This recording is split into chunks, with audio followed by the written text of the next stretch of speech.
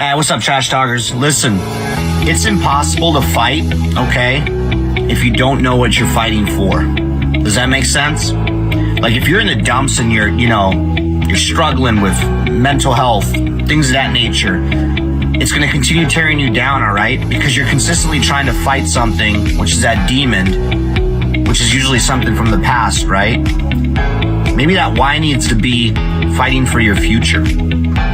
Let that be your why. Get the hell up and start fighting for your future.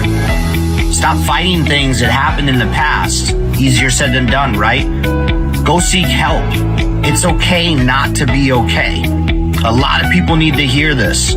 You are more of a warrior and a fighter if you stand up and say, hey, this has to stop. I need to go seek help. The stigma, everything has changed. It's okay not to be okay. Here is a firm believer in all men are created equal, but not all men live equal. That is why there's a certain select number of people in the DoD who decided to jump out of airplanes. And yes, we are better than you. 100%. Now, don't be the first triggered pansy to say, well, airborne's not relevant. You haven't jumped since World War II. Well, that's not accurate, for one. And two, it's like having a jalopy or a 68 Mustang. Well, a 68 Mustang's no longer relevant. Doesn't matter. It's still a better car than yours. So take it easy this National Airborne Day and just accept that we are better than you. So, two things for today's Honesty Cap. First thing, how do all my boys from the 101st feel knowing that the Army decided that instead of actually making you airborne, they would just create a whole new division that's airborne because you just aren't cutting it? It sucks.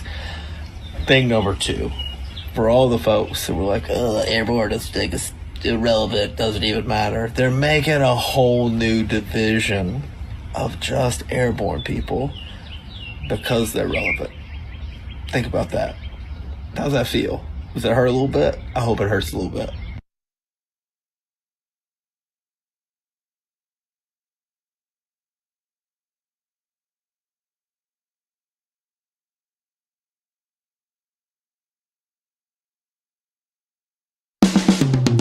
This is the Veteran Trash Talk Hour, hosted by Nick, Dave, and Buddy. Real warriors making fun of other real warriors. Try to not get triggered.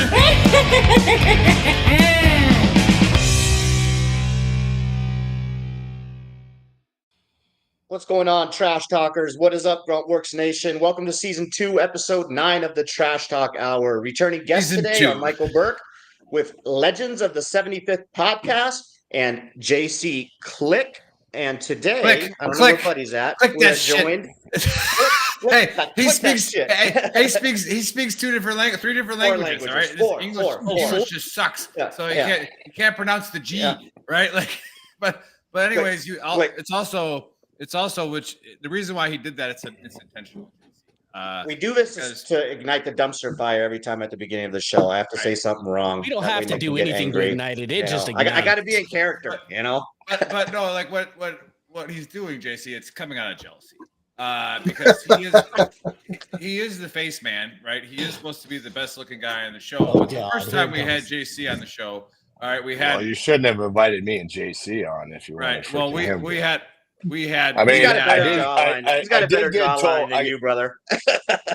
No, but we named him VTT's heartthrob.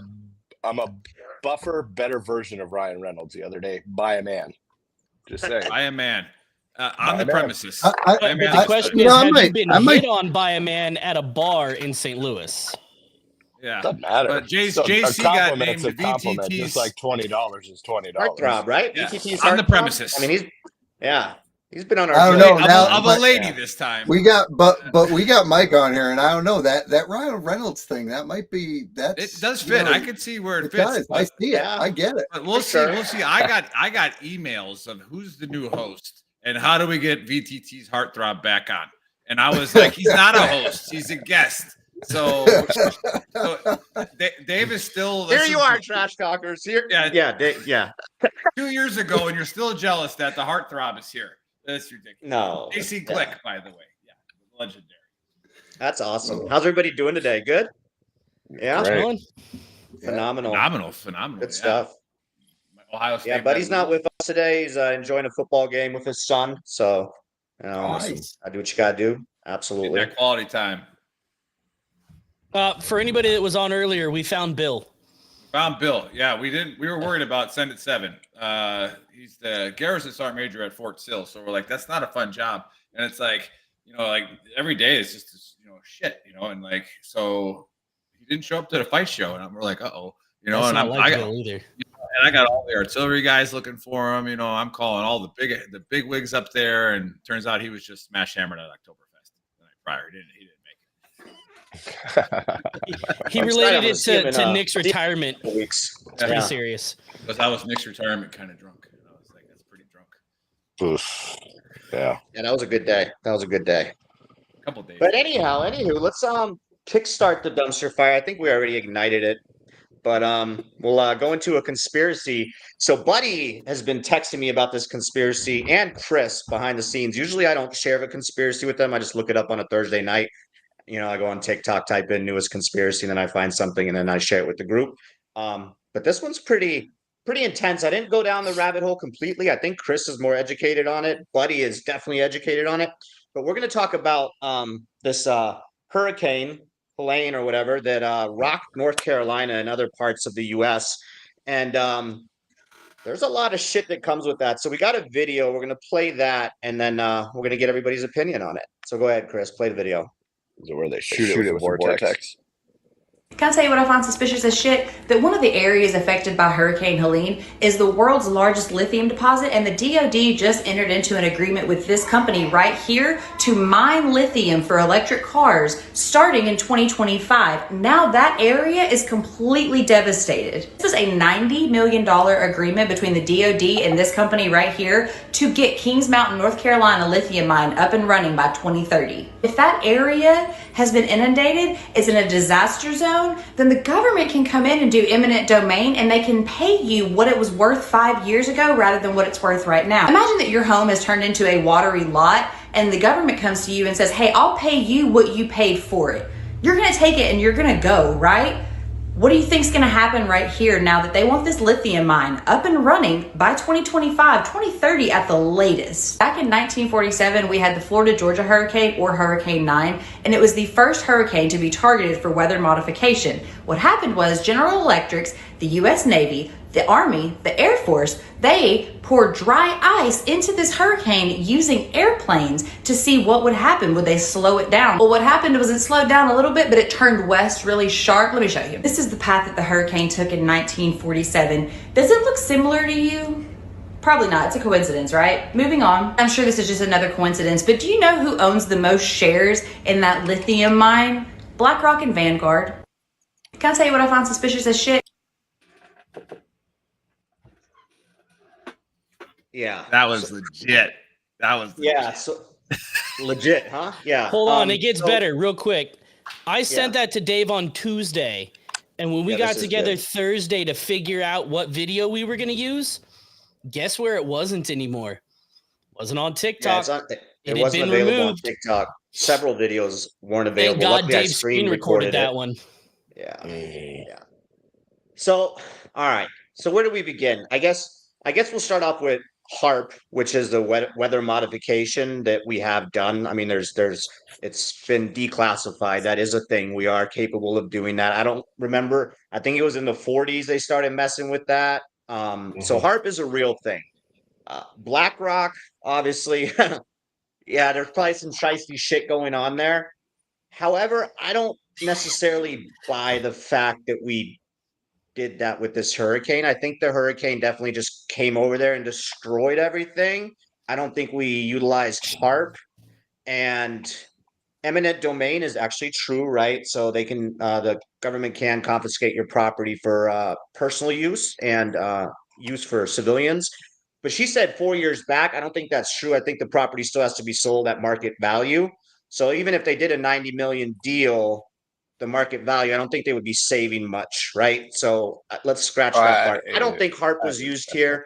there is some fishy stuff going on there. I guess there's some riots breaking out in the areas and everything, but I'm going to say no, not HARP. And that's my take on it. Mike, what do you got? Is this straight up like BlackRock fucking made Hurricane Helene go over there, destroy? Hey, I got windows in front of me, man. I do want to say one thing. You know, when we talk about land in the United States of America, the government can absolutely do that because no one owns land in America. It's all leased from the United States government. So even mineral rights can be seized by the American government. So the point being is I wouldn't doubt it. And given the state of things, and I'm gonna go political. I'm kind of flexing this now because I'm out of the military, so I can fucking do it. Yeah, go for it. Go for it. Full send. I'm setting into it. Like the Democratic Party, just like they don't even give a shit anymore. They're gonna cheat. They're gonna do Mike Levine might come on now. I don't care. He's. I don't actually. Who? Mike Levine. From Oh yeah, he's dead to me. Yeah, he's dead to me. Yeah, he's dead to me. I'm kidding. I love Mike. Him and I had a pretty good. My point is that I'm all in.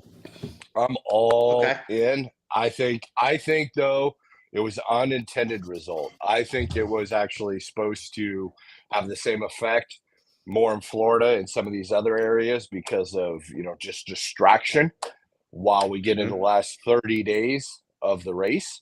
So that they can continue to just be shiesty, and all of a sudden these ballots for Trump are going to disappear, and everything else. But I think it was an unintended result. But yeah, I'm all in. I'm all in. So we used the tool to steer the storm over there. So that's what they're saying, Nick.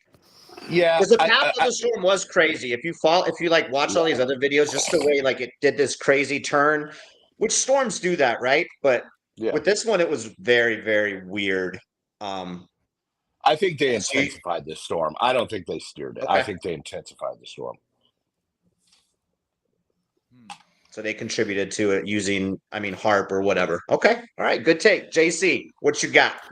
Yeah, so I'm going to go in a different direction. I'm going to say that had nothing to do with the U.S. I'm going to say that we have we have some adversaries, right? And we know that China has been controlling weather in their region for decades, right? They have been doing it. They bragged about it during their Olympics that they were going to be able to control the weather.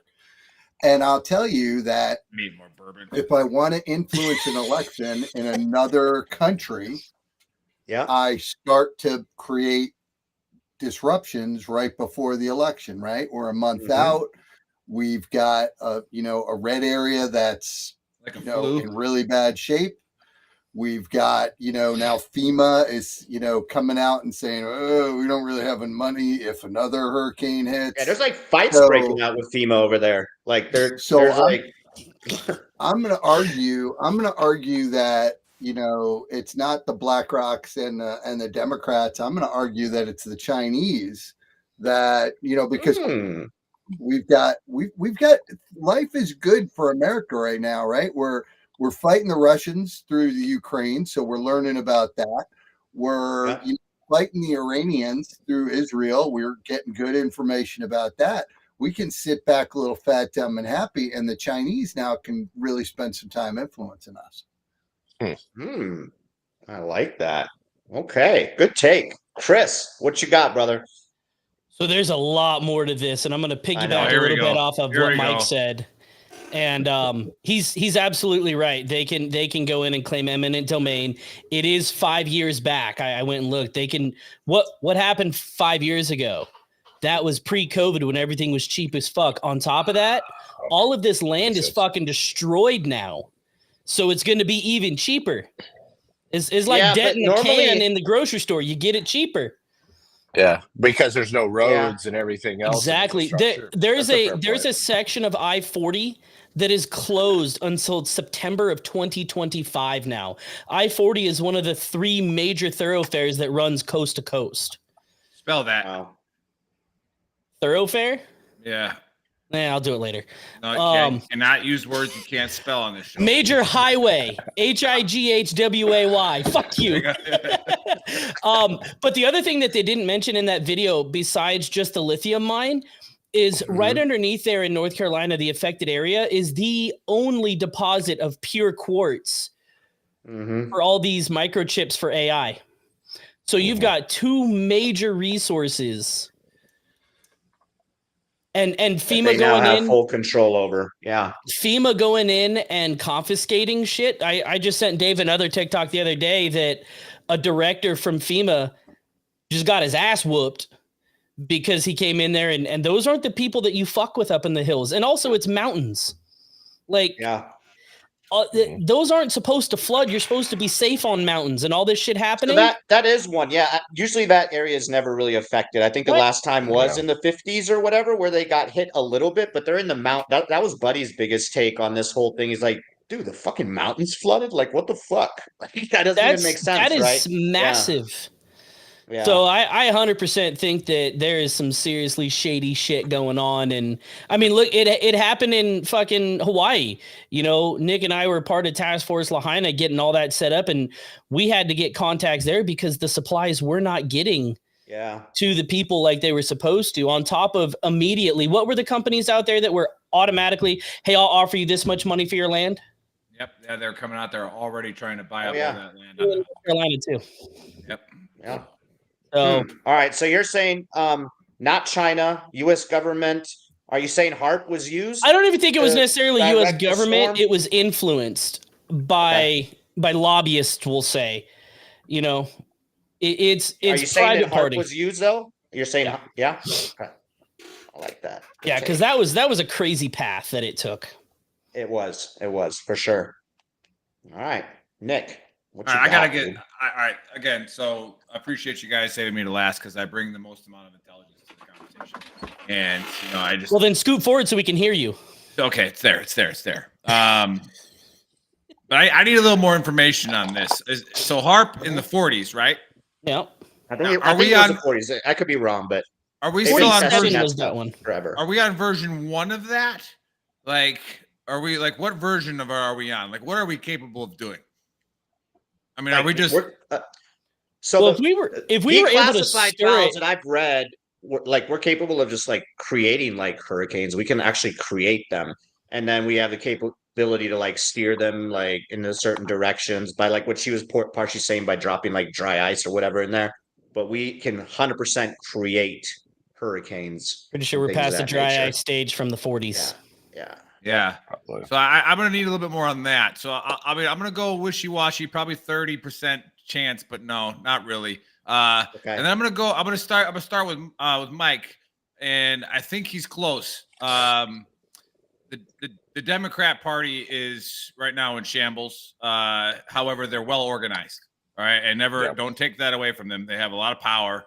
And I think Ben Carson said it the best, getting political on it, is they said, can Kamala win? And he goes, yeah. He's like, and I think Ben Carson was the smartest people ever run for president. He goes, yeah. He's like, but watch how powerful the media is, where they turn somebody who was so unpopular in their own party to a god in literally a week. Yep. You know, and they did, correct. However, I don't think our government is capable of doing this anymore. I don't think it is. They suck. Like they I don't think they're good enough. And maybe they're fooling me without keeping it like a secret and stuff. Like just right. Oh, like, I see what you're saying. Yeah. There's just no way. Now. Yeah, but I mean, but that's my point though. Is like even if they don't keep it, they're not even trying to keep it a secret. I'm surprised they haven't come out and said, yeah, fuck yeah, we tried to smoke Trump. Fuck you. What are you gonna do about it? Yeah, we tried to do it. We're gonna do it again. You want to help? Otherwise, shut up. Yeah, I guess we are at a point in time where like whatever, like okay, cool, just blow right by. I told you I'd get him. So here we go. Oh, did you see Mike Levine? Levine. Yeah, he's on the chat. You're nope. Mike Levine, you're not allowed to be here. I wonder what Mike's take is on this. But well, he's absolutely gonna support the Chinese. I know that he's gonna be, because I know he's a Chinese apologist. He's gonna be like, hey, he's gonna say like, oh, wasn't the Chinese? We should be doing stuff like the Chinese are doing. They're awesome. Mike, in all fairness, before I texted you about it, we love you. We just we were pulling your leg a little bit. I'm glad you're watching. But I mean, I don't know. I'll send you the link if you want to come on. So then I'm gonna go to the JC with the Chinese, and this one I think has a little bit more weight to it because we're near an election. It's like, what could the Chinese do to make sure we get who we want in play? And it's like, well, they literally, there's a virus that shut down everything weird by the Chinese. And now it's like nothing. You get it. You're like, oh, you're sick. Take a couple days off. Now here's shit makes sense. We're gonna get, if you invite Mike on, we will get nothing accomplished. Well, Nick is sending that shit. One thing to also keep in mind, Nick, is they're turning away private citizens from helping rescue others. Yes. That is like there was a dude with a helicopter. He was going in, taking other people out. And the assistant fire chief of that lake that flooded, I don't remember the name of it, Lake Lern or something like that, straight up said he got the dude out of his helicopter. He goes, if you fucking go back there and come back here, I will fucking arrest you right now. And so he's like, well, fuck you. I'm going to go get my co-pilot because dude left the kid, went and got the kid, and then just took off. He's like, man, I'm sorry. I have to leave you here. Like, he's on the side of a cliff with fucking rushing water by. But all right, so what you're talking about, all right, I think the Chinese could do it. But now what I'm gonna address as the voice of reason in all of this. All right, shout out to Letha, the VTT's voice of reason. All right, our only real educated person on the platform. X. She brings us all back to center. What's the source here? What are we talking? And hey, Mike, I'm going to send you a link, but I'll send it to you, and then come on after we're done promoting Mike Burke. Yeah, and then we'll come on. We'll come on and talk about it afterwards. So, probably a good call. And we'll really pour gasoline on the dumpster fire. Then we'll really get going. Because that works because I got a hard stop at 6, so there you go. we can. So Mike can take your place. Take care of Mike, and then Mike can come on and be a shill for the Chinese and the Russians. Whoa, such harsh language. I know. I'm the one giving him tons of shit, and man, he hasn't said anything to you yet. I know. But here it is. What's the source? And again, all I have to go on is what was shown on video here, because I don't like to listen to it before. Like, anybody catch the baby crying in the beginning of that video?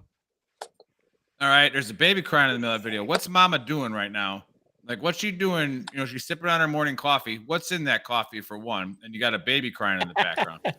and like, and again, this is the expert. That's probably why the video was taken down. Yeah, you're gonna discredit the video because of a baby crying. The source. I'm gonna discredit the video because it's on TikTok, which is owned by the CCP, by the Chinese, right? So that's right. So again, lithium. All right, lithium mines. Okay, like we want to, and then imminent domain. Do we really know what that means? All right, do we think Mom over there, who's president of the homeowners, knows what what imminent domain is? I'm just saying. I want some credible sources here that are saying. And again, is it weird that weather patterns kind of change over time and that they come back over time? Like, you have an El Nino, which is Spanish for the Nino, right? Like you.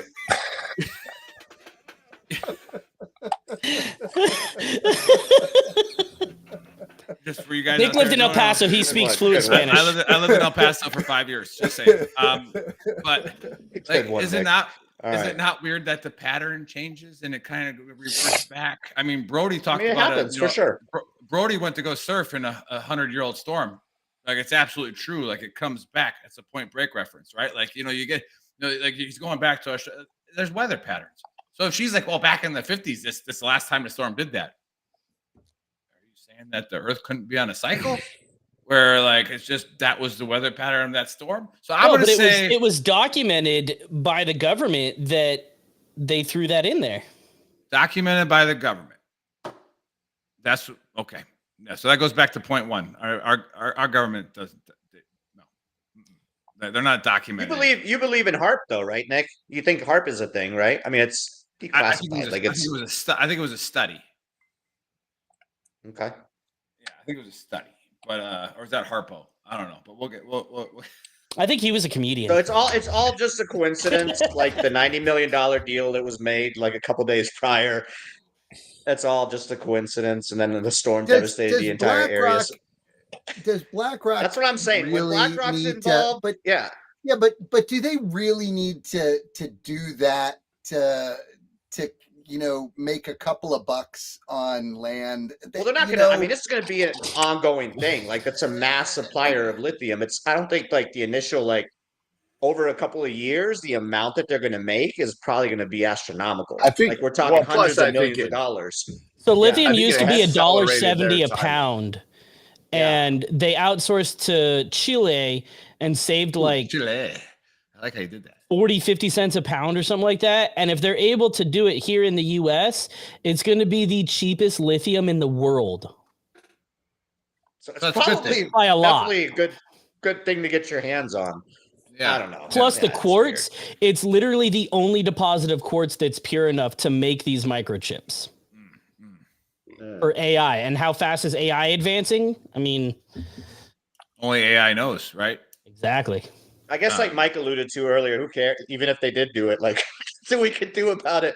It just is what it is. But it's a good conspiracy. It's good to discuss, right? It's a good one. It's a good one. I think I'll talk about Puff Daddy today, but we'll do that next week. Yeah, we'll loop that one up later. Yeah. Yeah. JC, you can come back. Come on. I want to come back for that one. I got all sorts of theories on that one. That's serious shit. Yeah. I think by next week we'll have more information. Like there'll be more celebrities that get exposed this week. Yeah, we'll see if he's alive next week. Isn't that crazy? We can talk about it briefly. Suicide himself. Right. Yeah. Here's a conspiracy. He's not even fucking locked up. I think he might have told the feds and everything, hey, I'll tell you guys fucking everything. Get me to a safe location. Yeah. And let's go, because he didn't even escape. He didn't even leave the country when the investigations were going Leonardo did. Oh yeah, Leonardo's gone supposedly. There's a lot of people, but maybe he's in a safe place right now, and they're just gonna expose fucking everybody. Like Hollywood, everybody's about to. I think this is bigger than Epstein. Like the people that were at these parties, even if they were just bystanders, they knew what was going on. So you are going to talk. You are going to talk about it today. Yeah. No. JC brought it up, so it got me into it. I've gone down. Wait, you brought it up. I just got excited. I just got excited. I'll let it go because I got a lot on that one. Yeah, I'll do a short book of Earl today because we're already at a half hour, and if we bring the other mic on, we'll need some time. But it goes into our guest actually, and I was thinking about a conversation I had with Buddy a long time ago, and we were talking about seeking validation. And remember, all the Book of Earls come from my own trials and errors that I like to talk about, where I've made the mistakes, right? And I reflect on them, and I go, I was acting like an asshole yesterday, and this is why, and so I like to look at it that way. But I think I wrote this circa the Book of Earl. It's more like in the Beatitudes of the Earl around 2018 in a cave in El Paso somewhere. I wrote this down on some rock, and it says, don't seek validation, right? Validation will come, and you might not even know it, that it's even there. And then someone's going to go hit you in the shoulder and go, man, dude really likes you. Like that, those guys respected you. And it's like, they came all the way to see you. All you did was put a Facebook message out that I'll be here. And all of a sudden there was 10 people that showed up. Right. And it all stems back to, I think, just trying to be a good person. And I agree with JC on this. that he's on the show is like, I don't believe in servant leadership. I believe in it being a good team player. Right. But if I'm going to lead you and I'm not a good team player, right, my validation might never come. No matter how good, no matter how strong, no matter how smart I was, if I wasn't a good team player, that validation doesn't come and you're going to be seeking it. Right. So if you find yourself seeking validation, which I have before, right, you ain't going to find it. And then you're going to you might fall down a trap to where like now you're blaming other people for you not getting validated. Right. So just don't seek it. It'll come. Right. And it'll feel awesome.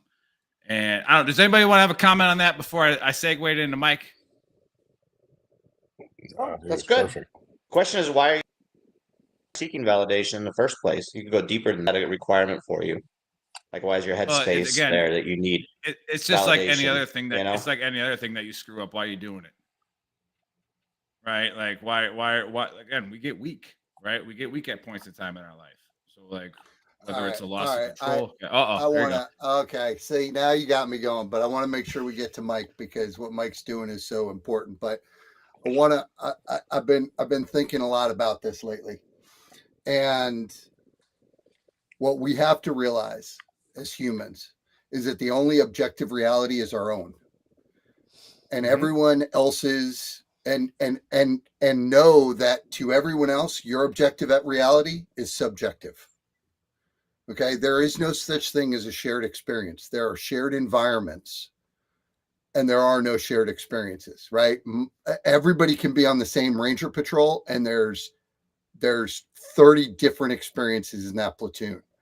And I think that we have to start to realize that when we look for validation, we're looking for an acquiescence from someone else to accept our objective reality. And it's not fair. Right? What we have to recognize is the only objective reality that exists is my lived experience. And it's completely subjective to everyone else who's on this call, right? Who's listening. And their lived experience. And here's why. So what I've come to with that is I never say I disagree with anybody anymore. Now I say I don't see it the same way. Because that's all I can say is that my lived experience has not shown me the same things as somebody else's lived experience. So they see it differently than I do. I like JC, are you a Buddhist? Are you a Buddhist? I am. You already knew that. You already knew that. No. I am. You already knew that. Has he mentioned that before? Yes, he has. Oh no, no. Okay. Well, your bias of him being better looking than you got in the way again. So you couldn't listen to what he was saying. He was saying with his eyes, not his ears. Yeah. You remember, Nick, I went to that conference like 2 years ago called PSI, and they say they're not religious or anything, but it's a lot of it is tied to Buddhism and the way you should look at things in life and, not focusing on outcomes, things of that nature. It's your reality. So, yeah, it's just like, I don't know. It makes a lot of sense. It makes a lot of sense. So, yeah, like I said, it's in the Beatitudes of the Earl. Just don't seek validation, right? If you're a good person and you're a good team player, it's going to find you, right? Yep. And that being said, it's a segue into our guest, Mike, who I sent him an email saying, all right, man, pumped to have you on. All right, send me your media, send me what you need so we can help promote you to the millions around the world watching, probably about 2,000, but we could say 1 million, right? It's all perspective. 3,000, 1 million. 10%. 10% truth, right? So, the reason why he didn't send us what we wanted to send in time to get it ready for the show was send the picture. All right, that's where he was. All right, that's where he was. And I'm sure he'll talk about it, which is a big thing about what we're going to talk about. But this right here, is something, and what he talked about pre-show, which he'll probably mention maybe a little bit, maybe he won't. But I guarantee you none of those guys there went looking for validation. All right, maybe one or two, but whatever. It's like they went there and they're with their brothers, right? And their story dies if nobody keeps it going, right? And just like anybody else's story, it dies if nobody keeps telling it. And that's been as ancient as times that like we keep telling the stories. Whether or not it's the 1,000th time you heard it, it doesn't matter. You keep telling it.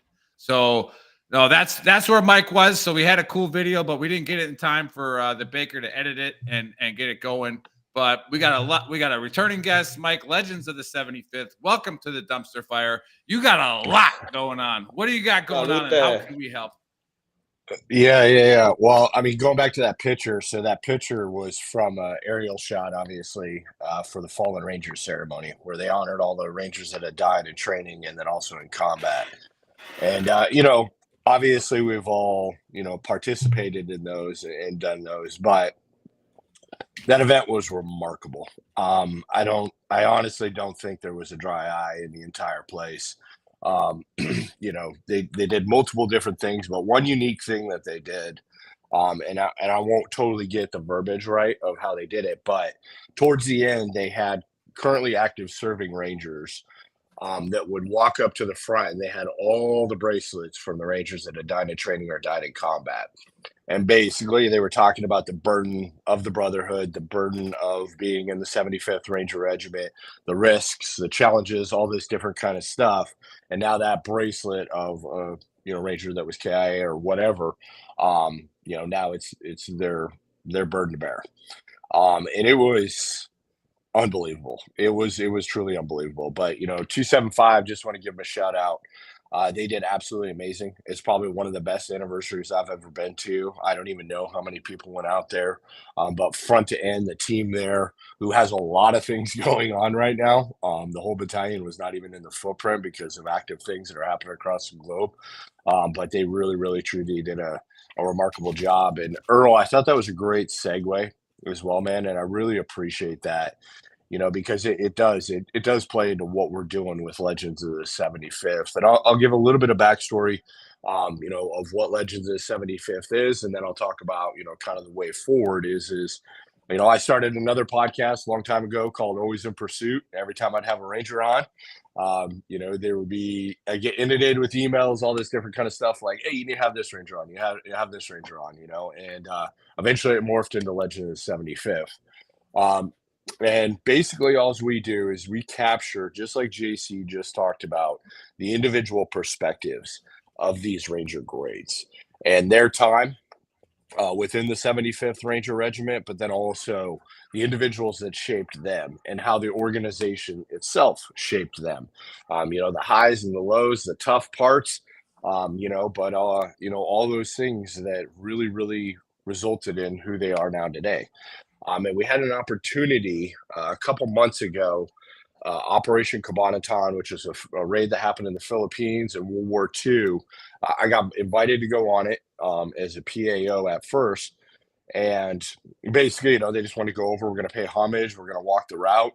And the more I thought about it, and I talked to guys like JC, many mentors of mine. JC, by the way, is a mentor of mine also, not only in Legends, but, a lot of different ways. But that if we're going to do this, we got to do it right. There's only going to be 180th anniversary. And if we're going to take Rangers over there, then we got to do it. So basically what we're doing is we're taking an entire film crew, audio crew, narrator, historian, director, producer, all this stuff. And we're going to pay homage, capture the story. But then also another thing, this is Ted Kennedy. I'm going to give him 100% credit for this because this was his idea. He's an old ACO 275 first sergeant and sergeant major over in the Strucker Division. We're going to also draw parallels, meaning, hey, during this part of the mission, when they were doing X, here's because we're going to have Panama, Grenada, GWAT, Mogadishu Rangers that will be with us. Here's something that we also went through that was very similar. And here's the differences in equipment, difference in technology, all this different kind of stuff, and draw parallels in between. And the goal is to produce something on the backside. I don't know what that is quite yet. We're having a lot of conversations, but I don't want to commit to something because this is a new world that I'm living and learning. I don't know a lot about it. So every day I have a conversation that I'm like, I did not know that. Okay, that's good to know. And the goal is to keep on playing it forward, meaning the revenue that's generated. Next, we're going to do the Korean War. We're going to do Vietnam War. We're going to go to Europe, America. There's Ranger history that spans the globe and cover these, these major Ranger battles and these historical times in Ranger history. And someday even maybe go to Iraq. I think that would be absolutely unbelievable to be able to do that. So Legend of the 75th is two things now. It's becoming a nonprofit. We're changing over to nonprofit because of the fundraising. I'm still working as of date. So once I have that established, but all the money we're raising right now is going into an escrow account. That way there's no weirdness when we actually, put it into the nonprofit. But we're making it into a nonprofit business. And second, we're going to become a media company that has one goal, and that's to preserve and capture the history of the Ranger Regiment, one story at a time. That's awesome, Mike. And for everybody that's watching, I'm sure a lot of people do not know what happened on that raid or what that was. Could you maybe briefly expand on that a little bit? Yeah, so Captain Prince, basically the battalion commander asked, all his commanders within 6th Ranger Battalion to come up with a plan to rescue 500 POWs from a Japanese internment camp. And many of these prisoners were actually from the Bataan Death March. And I'm not sure people are familiar with that, but let's just put it this way. A lot of Americans, Filipinos, Australians, British, soldiers died in this Bataan Death March. Were brutally, massacred by the Japanese. But basically, in this POW camp, Captain Prince came up with the best plan, as it was seen, to basically do a large overland movement, working with the Alamo Scouts through the jungles, kind of off the beaten path, so to speak. Basically, sneak up, to the edge of the jungle. Where this POW camp was, and then they had some distracting effort, some P-52s. If I have the wrong plane, please, some World War II, person. You're good, brother. Yeah, P-52, acting like it was stalling out and it was going to crash, to kind of distract the Japanese. And the reason is because for the last mile they low crawled. The entire company low crawled to the POW camp and then hit the POW camp and rescued all 500 POWs. From the Japanese, and this happened in World War II. Yep. Damn. So General Allen, who was, Vice Chief of Staff, but he also commanded 3rd Ranger Battalion. His father-in-law or his great father-in-law was actually on that raid. No kidding. Wow. Yeah, you need to reach out to General Allen. Because he is connected to somebody, I think, on his wife's side was on that raid. Okay. Oh, wow. Yeah, we'll do. And the really, really cool part is we actually have a company called Witness to War that has over 9,000 interviews that go all the way back to World War I, and they have some from Operation Kabanaton. So we're going to be able to get a lot of great interviews and reach out to Library of Congress, all this stuff. So, but yeah, no, absolutely. Anybody we can pull in. So I got a question for you, Mike. Mike, how much money are you trying to raise right now? $250,000. All right. So I'll tell you what. I'm gonna on this site right now. I'm gonna pledge $1,000 if you can get 10 people. If you can get 10 people to match my 1,000, we'll get that going. Yeah, VTT will give it. VTT will give 1,000 of that. VTT will do it. Yep. There you go. There's two. There's two. I feel like the two owners. Like that's technically two. That's 3 right here. All right. Awesome. Well, yeah, it's a certain percentage. We'll count it as an entity then. Okay, 1. We need 8 more. There's some viewers. We need 8 more. Yeah. I know the guy that's messing around with Dave's mom. He can help out too. So Guy's watching. Guy, Mom, are you watching this? They are. They're in the chat. They are watching.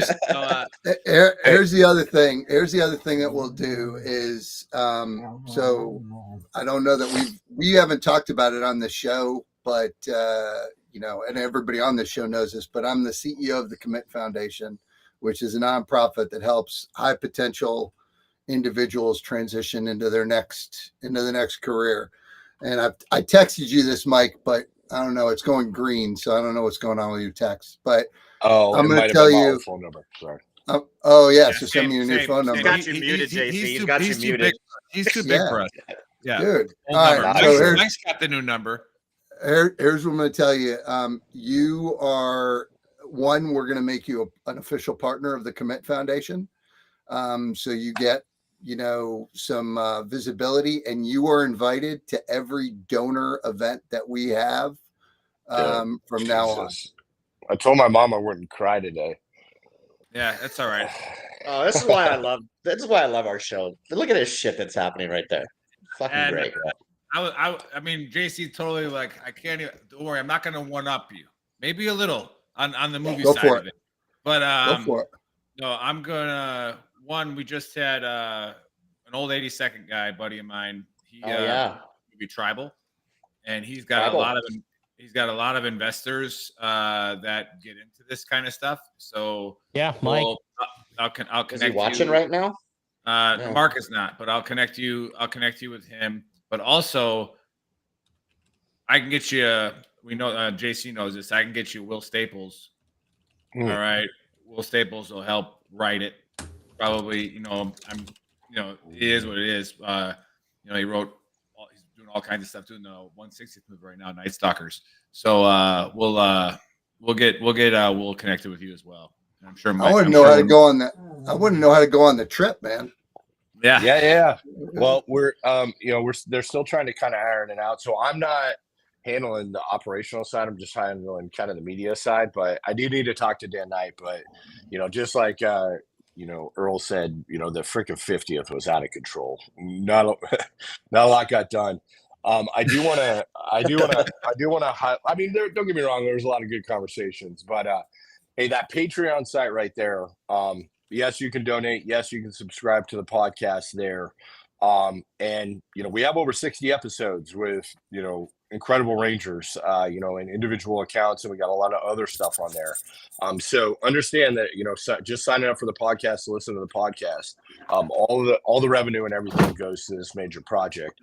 But for larger donations, people can reach out to me, or I can even send you that link. We do have an individual donation link if people need that as well. Yeah, we'll support you all the way through this project. So you send us, and again, some people take advantage of this, some don't. So send us everything that you're. Send us everything. Man. Yeah, send us everything that you're doing, and we will send it to the masses. And we'll find clever ways to get it into the algorithm. A lot of times that means just paying for it, but that's not a big deal. Hashtag Diddy. That's a famous hashtag Diddy. Right. Hey, I'm definitely coming on next week. Let's do it. Those two QR codes in the bottom and the one right above my head right here, that's what allows us to push it out to everybody. Yeah, I gotcha. So, yeah, that's how we pay for it. Get us any type of news, any type of cool catchphrases you come up with to help donors get involved, and then we'll send it out. Yeah. If you make a video, put a QR code on it, we'll send it out as well. And then what about as you're traveling? Give us update posts. Yeah. So we will. We definitely will. Is the Legends of the 75th? You said going nonprofit, right? Yes, it is. It is going to a nonprofit. That is correct. And JC, I do really, really want to thank you. For always, your support and everything. It's truly remarkable, and you humble me all the time. I do want to add one other thing too, and this is a little bit longer of kind of a vision. I wasn't laughing at you, brother. I was laughing at the chat. Sorry. No, you're good. The hooker. Yeah, I saw that. A long-term charter for the project also. And this is, I don't know if you guys know who Jericho Denman is. I know JC does. And there's a few other individuals that are in the space, and what I mean is making movies, making document series, former Rangers. That's another thing that we're going to try to do is create those pathways for them, help pay for school or whatever it is, because there's some really, really, really. Hey, Rodriguez Cortez, Linda, thank you very much for your subscription to Patreon. Really appreciate it. Hey, that's VTT's Bang Bang expert. She was an ammo specialist in the Army. Thank you, Linda. But that's another thing too, is there's some talented ragers out there and we want to help with that. Get them into this space, whatever we're talking about with movies and everything else. I mean, there's going to be a vacuum created when the list comes out. So we need to get the Rangers and all the veterans into this space. There's going to be a huge vacuum, brother. Hey, I do have some inside baseball on Pity too. I may not know somebody that was actually part of the raid. Oh shit! Nice. Yeah, I gotta be careful. I'm gonna start going. Let's not get him in trouble. Yeah. Every time I want to bust on somebody, I'm gonna say, "Hey, that dude was at one of P Diddy's freak outs." I know. Right? I'm just gonna start dropping that. Just go up to him and be like, "Hey, maybe we just need to do a whole show on this next Saturday." Like, I don't know if you got guests planned, but JC, Michael, come back on. Like, well, let me see how important they are. I could bump them. They're all important, by the way. So actually, next Saturday is a holiday. We can't do it. It's Columbus Day. We're off. Yeah, let's just do it on the night. Indigenous Peoples Day. That one. I'm sorry. I'm sorry. It's both. You can call it both. You're good. Yeah. We don't want to start a Sopranos fight in the parking lot over this. So stop all the Italians. But anyways, I know JC's got a hard stop in about 5 minutes. Let him give the last couple words if he wants before he signs off. And we got somebody in the waiting room who's got his theories. He's got his theories on the conspiracy. So we're bringing I might need to start drinking. I feel like no matter what I say, it's just gonna be doused with stupidity on the other side. So it's I think when I look at this group specifically, I see what we're trying to do at Commit, and that's what makes me excited, which is we have a whole bunch of individuals who are high potential individuals who are trying to make a difference in the world after service, right? Their last chapter was a great chapter, and they're trying to make their next chapter even better. And I think that's what we're trying to do at Commit, and that's what I think we have to do as this generation of veterans. We have to be the next greatest generation, that we are making an impact on the world around us that is positive, that is, about bringing history, about lifting while we climb, about, really highlighting the talent and the grit and the resilience and the effort of those individuals they're already part of the 1%, right? That have raised their hand and said, "I'll go. Send me."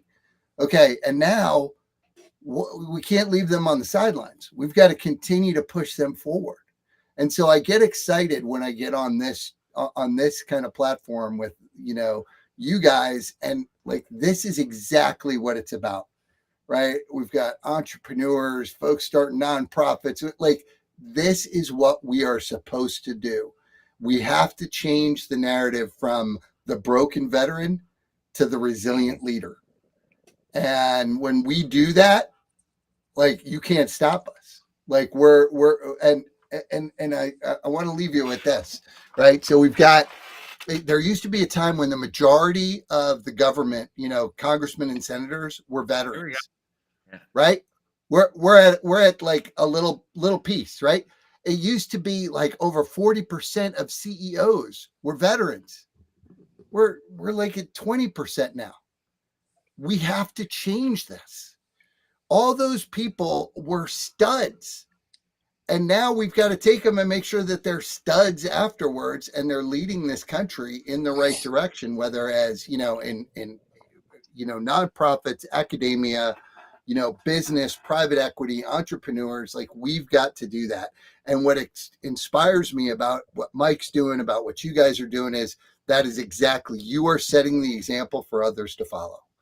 And we've got to make sure that people follow, right? So, right, you can't lead by example, right? You can set an example, now lead. Tell people, like, hey, come follow me, do what I do, let's go. How do I make life better for you? How do I make the transition better for you? So, awesome. Hey, VTT's Heartthrob signing off. All right, and we're bringing in an awesome guest, another repeater. God bless you. Repeater. Good luck. Yeah. Like, Later, brother. Thank you, JC. Later, JC. All right, JC. love you guys. I'll talk. Hey, Mike, send me a text so I know what your new number is, brother. All right. Me too, Mike. Damn it. Yeah, No, yeah. Like we just suck. We just suck. Yeah, we're nobodies. We're not in the movies. We're not in the movies. All right, I'm sorry. We'll see y'all. Thanks, guys. I appreciate y'all. Later, brother. Thank you. All right, let's bring Mike on. Is he still there? Did he hold on? All right, there he is. I am here. Hey, let me level just went down. Let me just say two things. The first is the last time I was on this show, JC was on as well. That is true. That is true. That's true, isn't it? Yeah, So as I was waiting backstage, I put my glasses on so I could look smart like JC. I'll just talk smarter. That's the key. Can I introduce you first? Mike is a great American. All right, great American, great warrior, phenomenal, fun to follow on social media. But he's created that himself, but what he has created as a veteran and what he did active duty has been phenomenal. Love what you've done in the past and what you're doing now. So, Mike, welcome to the Trash Talk Hour. Hey, before we do start talking shit, I do want to say also that Mike Levine was absolutely pivotal in AIP success and Legend success as well. Oh, he's a gangster. So he was a major contributor. Sorry. I don't know. I just made up a stupid word. We can't spell it, so it doesn't matter. Yeah. You did say your IQ was going down. Yeah, well, Mike got in here and now I can't fucking talk. Listen, well, that's what happens every time that is I'm true. around. He can't pronunciate anything. It's really kind of sad. It is true, actually.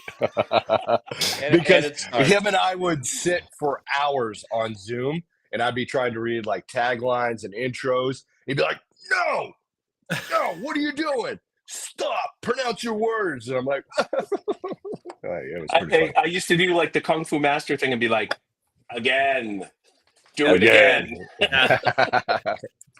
Hey, so you guys like my background? It's an awesome. It's a hotel, like, nondescript hotel room in Wilmington, Delaware, because I'm on the road right now with Vote Vests on the not a sucker or a loser tour. Which is written on one side of the bus, and on the other side of the bus says "Veterans Against Trump." It's a great time.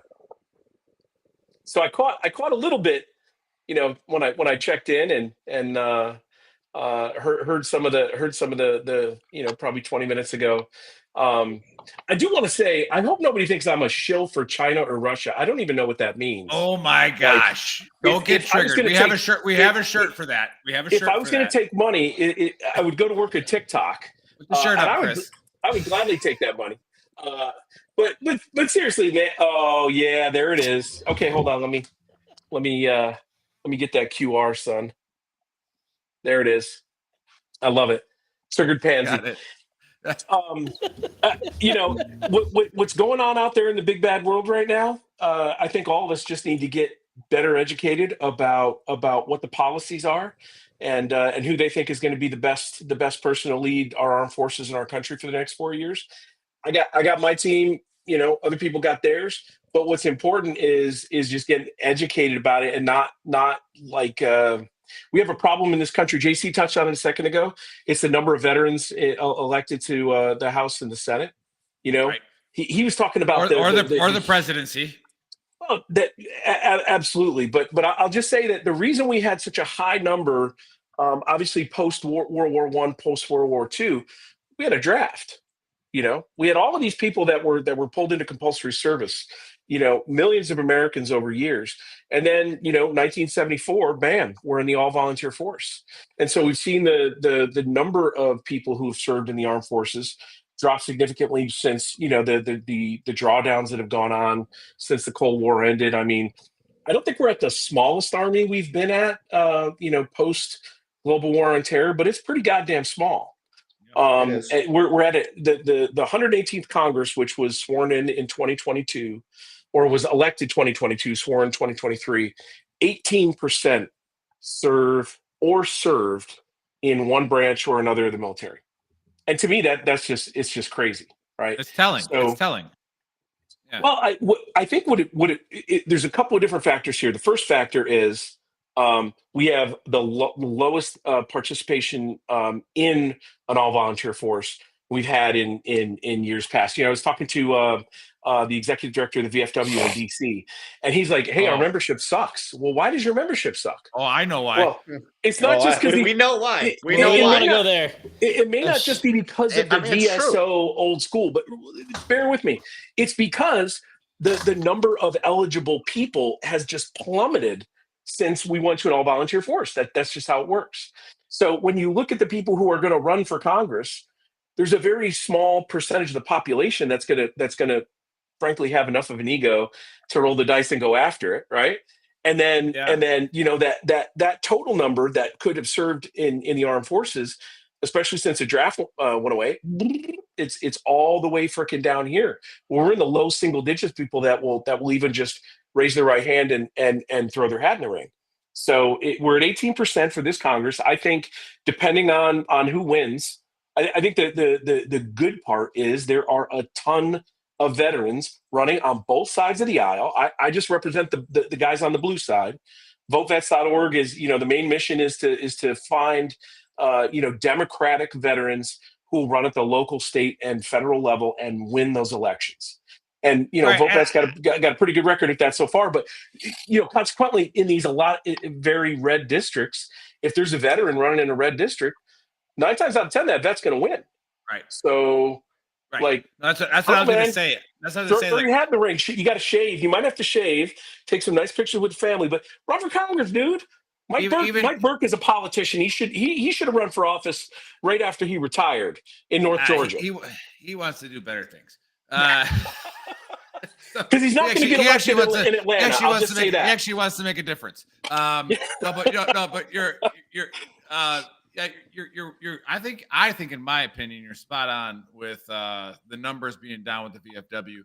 But here's where I see it as well, is that the VFW, because of the bureaucracy in the VFW, and having had these conversations with their top level leadership as well, is they're not innovating, they're not adapting.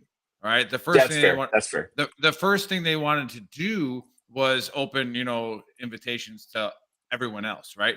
And it was like, okay, it could work, yeah, but like, why aren't we looking? It doesn't matter that you don't like the way the Army is now, the way the DoD is now.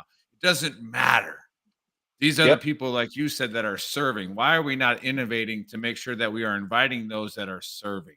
And we're bringing them in. It's audience development. That's all it is. You just have to find what the pitch is to the people that have the income to dispose on a membership, that have a desire to still belong once they've taken the uniform off. Because there's a huge population of people that are still looking for a post-service tribe. Mm-hmm. So many of us came in very young.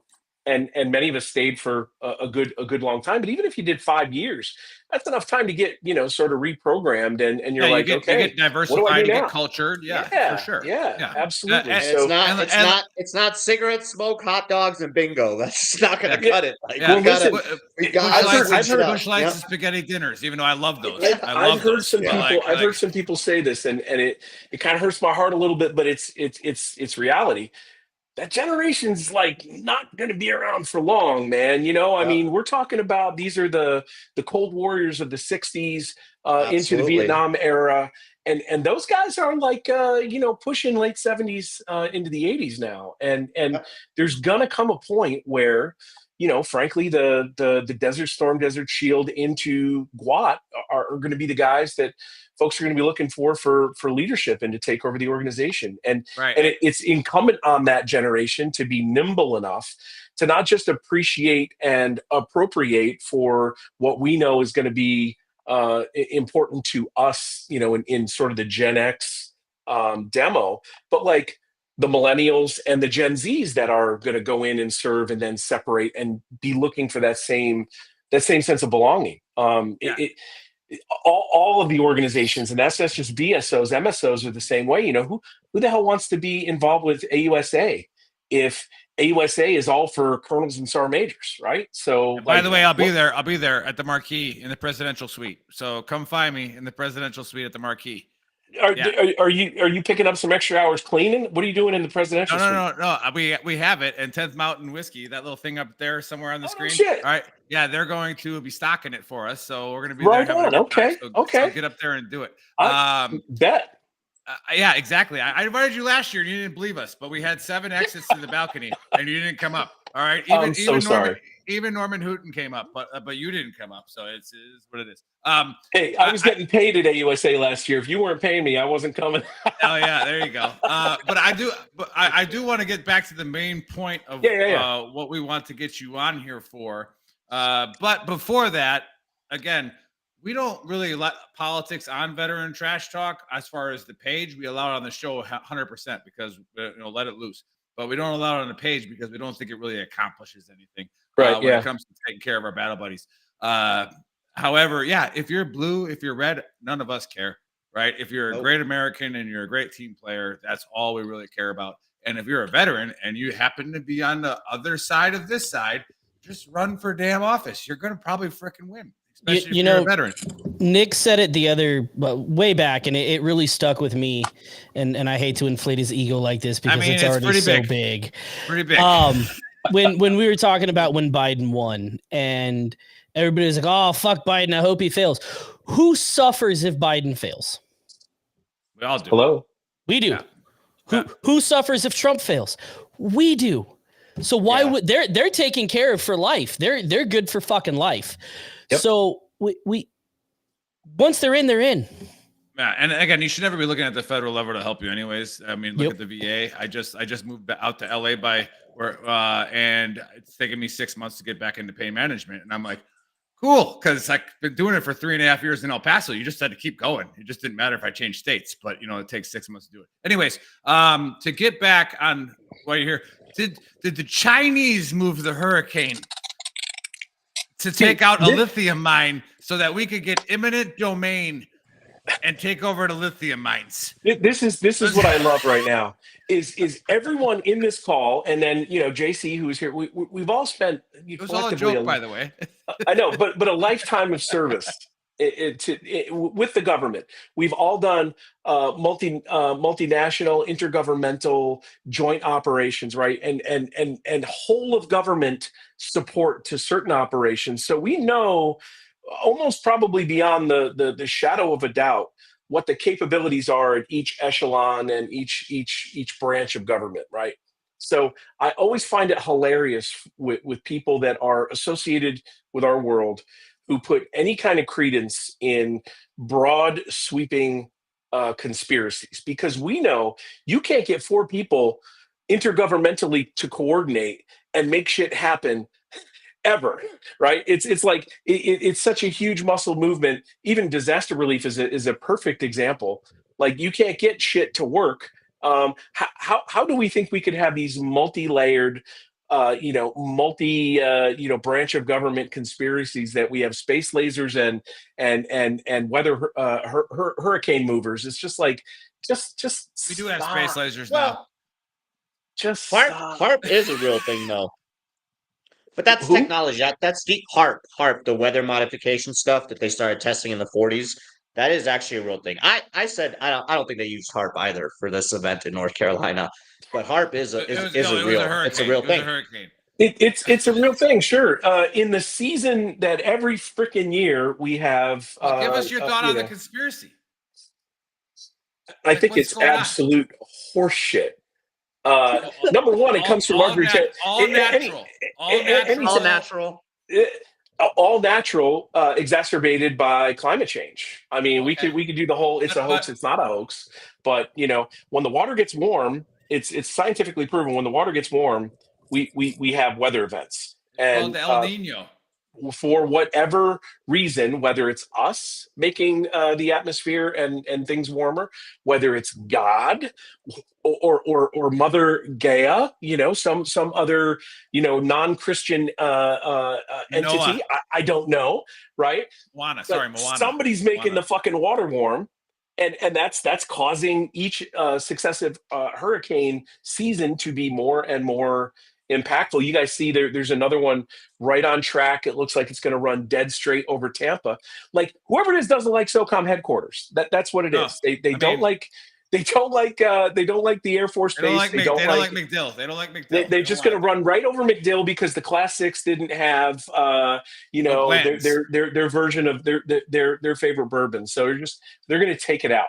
But there's a couple of things about the election season that connect specifically to this, right?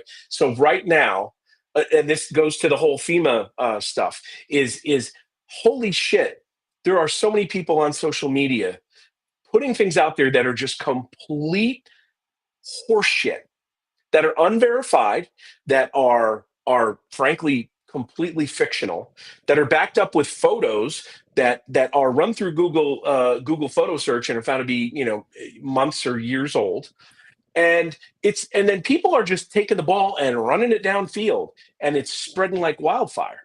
And then to the point where we've got the richest man in the world and the owner of X/Twitter amplifying the bullshit with one button push or really ?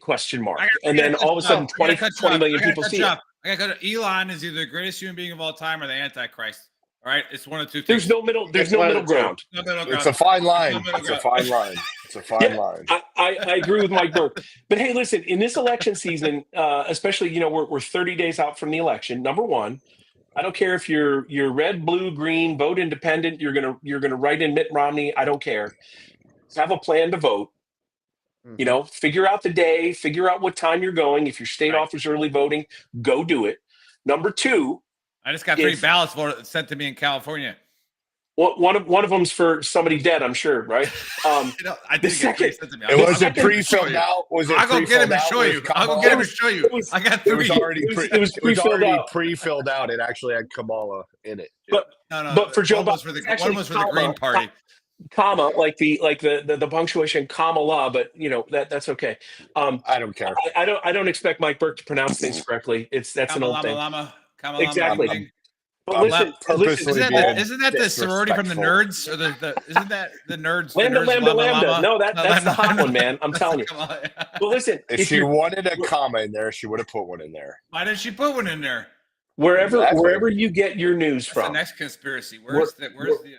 Wherever you get your news from. I just want to know if it's a single source.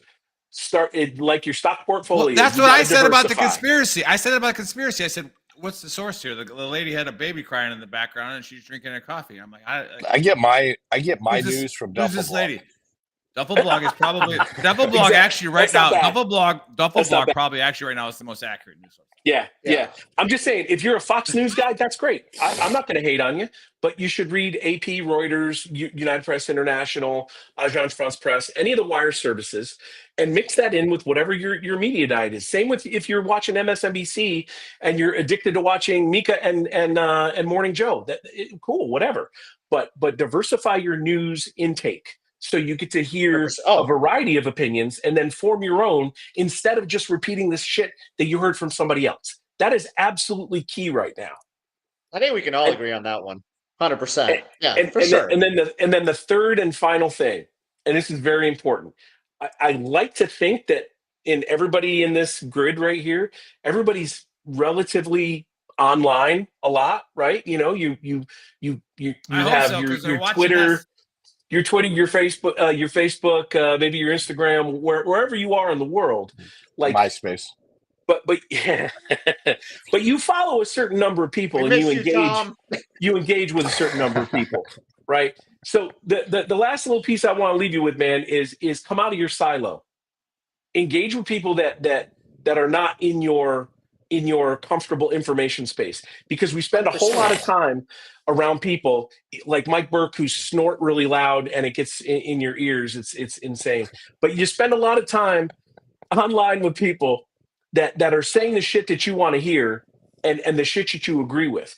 And you get your daily dose of confirmation bias as you're scrolling through your feed every day. That goes for both sides, though. That's the extreme right and the extreme left. Yeah. Hey, Dave.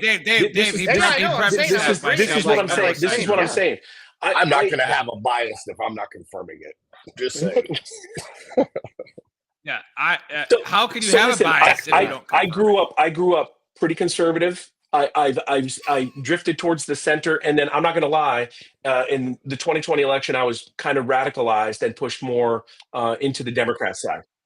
Oh, everybody who knows my whole Breitbart background knows that story. But the bottom line is like even with where I stand sort of politically right now and how I view the world. I follow Fox News. I read me some Newsmax every once in a while. OAN just for the lulls, right? But I look at what other outlets are saying about the people and the issues that I give a shit about, and I engage with people on the other side of the aisle or people that are out there flapping in some very interesting places, and I just ask everybody to do that, because once upon a time we used to do that, but it was in the local. Right at the corner of the bar, talking shit. It wasn't, keyboard and thumbboard warriors. Or the Constitution was signed. I'd rather do it in a bar because, and just quick story. I was in Glen Allen, Virginia, as part of this tour, and we stopped. Pulled our big bus with "Not a Sucker or a Loser," wrapped on the side. Me and one of the other Vote Vets guys was at the bar and having a beer, and this dude came in, had his Keep America Great Trump 2024 bracelet on. He was all merched out, and he says, "Can you believe this fucking bus?" Like talking to us. "Do you believe this fucking bus out there?" And I looked down at my shirt, and it's got the big Vote Vets star, and my hat that says Harris Waltz, and I was like, "Yeah, can you believe that shit?" He's like, "Oh, you fucking people." And I was like, "Enjoy your night, buddy." And we just carried on having our conversation. Mm-hmm. This guy picks up his phone and he just starts loud talking on the phone. "Oh, and these guys think they can do what they want, but they're veterans and nobody will say shit to them. Well, let me tell you what I'll say." And I'm like, okay, we're either going to have to talk this guy down or there's going to be some fun times in the old bar tonight. So he gets off the phone. He makes another snide comment. My friend next to me, who's about 65, older guy, retired Navy guy, just kind of engaged him. It's like, "Hey, buddy, what's the problem? What's your?" "Well, I paid $700 for groceries last week." And I was like, "That sounds like you have a problem with corporate greed and not who is president, my guy." I mean, you can talk about inflation and government spending all you want. There's a whole policy discussion there. But one thing you can't get away from is everyone that either owns a grocery conglomerate or owns the parent company of the grocery conglomerates are making record fucking profits right now. And frankly, if I was in the grocery business, I would be rolling naked in a bed of cash, because that's what our system is. That's capitalism, man. You're creating shareholder value. And so that kind of like, we got off the red or the blue, and it's just like, no, man, that's corporate greed, but that's also our system. So you either like capitalism or you don't like capitalism. We'll bring you back on. We'll talk about this. It's a tough election. More at scale. Hey, but listen. I just want to say the conversation we talked for. I don't know the measurement of time, but it was 2 beers. We continued to talk, and it ended with a man hug and a "thank you so much for your service." Because when we're Americans and we can just talk instead of that should be the outcome. Shouting at each other, instead of like talking to respond and listening to respond instead of listening to understand. Man, we could do so much better. And it's okay in this to country. Disagree with each other. It's okay to disagree with each other. Absolutely. Well, again, because once the conversation stops, and listen, it is okay to disagree with each other. I mean, I've disagreed that beard look makes Mike Burke look good, but we just have a difference of opinion. Mike's like, I came on to promote my shit and feel good about myself, and then here comes. I can't get behind the whole this is my party and I'm sticking to it, like regardless of what they do. And this goes for the right. And I'm in the. Oh no! I'm in the middle with all this right now. And I'm just going to add it for everybody that's watching. I do like Trump for foreign policy. Like I feel like the military did well, but then when it comes to women's rights and stuff like that, and we don't need to get into all that. Like I'm totally against him. No, you're opening a whole can of worms out. I was going to say, bring me back. Bring me back, and we'll talk about it. Hey, no, Mike, we're going to do it. We're going to do another show. I'm going to do a political show. I'm going to set it up. We're doing a political show. We should do an election night. Show. Election night. But hey, election night, we're going to be like, why should you still go out and vote? And they're going to be like, no, dude, it's 7 o'clock in the east. I'm out drunk. I can't go out. But again, we know where Mike's real power is because he was magically whisked away to Delaware, right? Who the hell goes to Delaware? I'm in Delaware. Who the hell goes to Delaware? I hope he reached the 600 people that live there. But anyways, no, hey, Mike, I love you. I'm glad you came on. And again, all of us here, to include Jason. Yeah, it's great to see all of you gentlemen. You too, Mike Burke. And I hope to come back on and talk again. Absolutely. And then, hey, we'll give Mike the last word. Don't do that. Last word. You already had yours. No, he's the guest on the show. We got Mark Kershaw probably in the waiting room. I'm out of here. I know we went over time, but if you can stick on for a couple minutes, Mike Burke, Ranger Burke. If Ranger Burke has a little bit of time, if not, if you do, we're going to bring Mark Kershaw on. Like I said, he just raised a bunch of money to make that movie Tribal, which is freaking phenomenal, by the way. So, we'll bring him on, see what he can do for you. And then, other than that, it was phenomenal having you on. And what you're doing, I think, is awesome. And we're going to do everything we can to help you. Even if it's, a couple $1,000 here, a couple $1,000 there. But again, JC said, if 10 other people give $1,000, a nonprofit organization that he is the CEO of will give $1,000 to it. Okay, so even if you got to go get 10 people to give you $100 for this movement, and again, Big Earl here, if it doesn't come through, email me. I'll come kick Mike Burke as hard as I can if he lets me in the nuts. But I guarantee you, we can do it as a fundraiser because he will come through. Because he will come through. All right. So, all right, Mike, take the last word. And then I just want to say thank you, gentlemen, for all you're doing. Sorry for the technical kind of issues at the beginning. I'm not sure what was happening, but I really do appreciate what you guys are doing and continue to support the veteran community. And I encourage everybody. Veterans are in the best position to solve veterans' problems, and we're also in the best position to help each other. Be it business, be it mental health, be it whatever we're talking about. And it's important that we share our stories because you never know that one thing that you say. And a long-time podcast host, I can validate this. There's one thing that a guest will say that'll revolutionize somebody's life in the mental health space, or just finally be that last kick because it's somebody that they're motivated by, they're inspired by to do something new and revolutionary. And I think, Earl, it's something that you said earlier that we got to revolutionize. We can't keep on doing the same thing over and over and expect different results. So I just encourage everybody out there, if you got an idea, sit down with experts, sit down with people that have paved the way before. Earl's a great person, and there's numerous other people out there. Reach out to them, float your idea, let them shoot holes in it, and make it better, and then get after it, and don't stop until you see it successful. And real quick before Dave closes this out, Mark, I know you can hear me. Just hang out. We're going to run through the closeout, and then we'll bring you on after we're live. Yeah, and then, hey, before Dave closes this out, this is Mark Reynolds' bigger buffer sidekick. So maybe he takes over the new VTT's heart. I don't know. Hey, all right, maybe, close this out. Man. I don't know what's that jawline looking like. Hey, Boats, if you're still watching, anybody that supports Veteran Trash Talk, we did the best shirt. Boats lost his beautiful wife to cancer, and we obviously have this shirt in our shop. We make $0 on this shirt. It all goes to Boats' organization that he supports. So we love you, Boats. I know the memorial, in a sense, was a couple days ago. So we love and miss you, brother. And go check out that shirt. Support the cause. For everybody that tuned in late, go to VeteranTrashTalk.com. That is our website, which has links to everything: Spotify, Apple Podcasts. Go to YouTube. Give us a subscribe and a like. We are shadow banned on YouTube. So the more likes we get, the more people that subscribe, maybe it'll push us out into the algorithm a little bit more. And for everybody that tuned in late, we'll catch you guys next Saturday. We're out. Boom.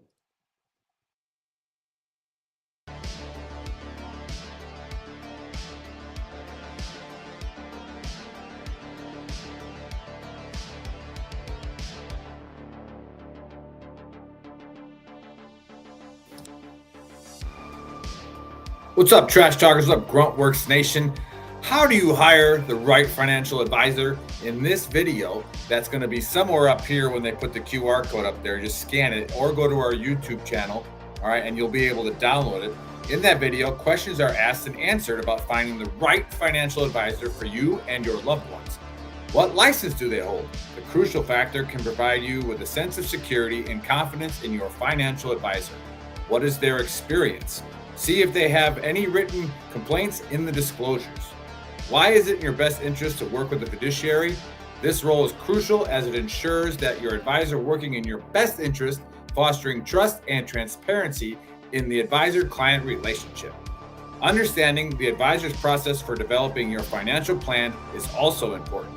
Do they conduct a thorough financial assessment, discuss your goals, and then create a personalized plan? This insight can give you a clear picture of their approach and thoroughness. Find out how to do your own research and security representatives. Illustrating their complaint record, licenses held, time in profession, and more. If you haven't been watching, we have done 2 of a 3-part series with Army veteran Ken. All right, again, go to that QR code right there. If it's not there, it was there earlier, or go to our YouTube channel, and we will give you all the financial advice that you need, also help you find the right financial advisor. Stay tuned. Check out for the events for our 3rd of the 3-part series coming up.